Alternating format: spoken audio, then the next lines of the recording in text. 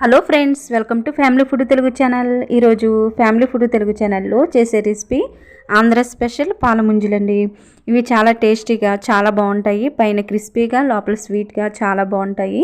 ఇది ఏ విధంగా చేసుకోవాలో వీడియోకి వెళ్ళి చూసేద్దాం.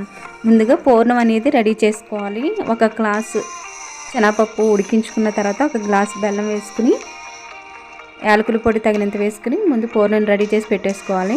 ఇప్పుడు కరాచీ రవ్వ, అదే బొంబాయి రవ్వ అంటారు కదా, అది 1 కప్పు వరకు తీసుకోవాలి. ఇప్పుడు స్టవ్ అంటించి బాండి పెట్టుకున్న తర్వాత 1 కప్పు వరకు పాలు పోసుకుని 1 కప్పున్నర నీళ్ళు పోయాలి. ఇది బాగా మరుగుతూ ఉండాలి. పాలు అనేవి ఈ విధంగా మరుగుతున్నప్పుడు ఇందులో చిటికెడు సాల్ట్, అలాగే 1 టేబుల్ స్పూన్ వరకు షుగర్ యాడ్ చేస్తున్నాను.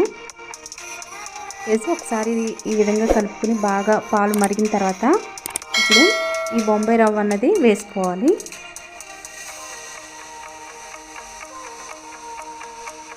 ఎక్కడ ఉండలు లేకుండా ఒకసారి కలుపుకోవాలి.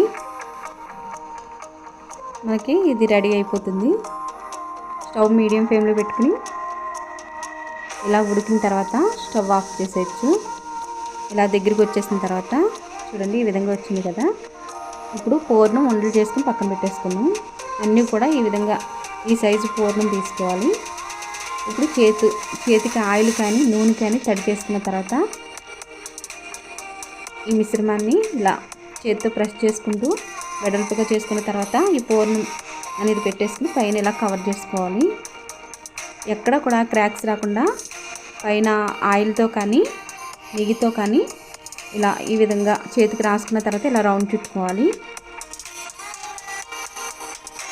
అన్నీ కూడా ఈ విధంగా చేసుకోవాలి. అన్నీ ఒకసారి చేసుకోకుండా ఫస్ట్ ఒక వాయి వేసిన తర్వాత అప్పుడు మళ్ళీ చేసుకోవాలి. ఎందుకంటే ఇవి వెంటనే పిండి అనేది గట్టిగా ఉంటుంది కనుక మనకి చేసినప్పుడు క్రాక్స్ వస్తాయి.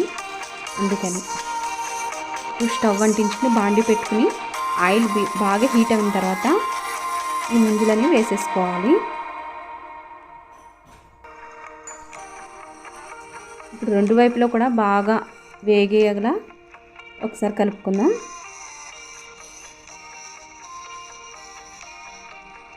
గోల్డెన్ బ్రౌన్ కలర్ వచ్చేంత వరకు వేయించుకున్న తర్వాత చూడండి, ఎక్కడా కూడా క్రాక్స్ రాలేదు.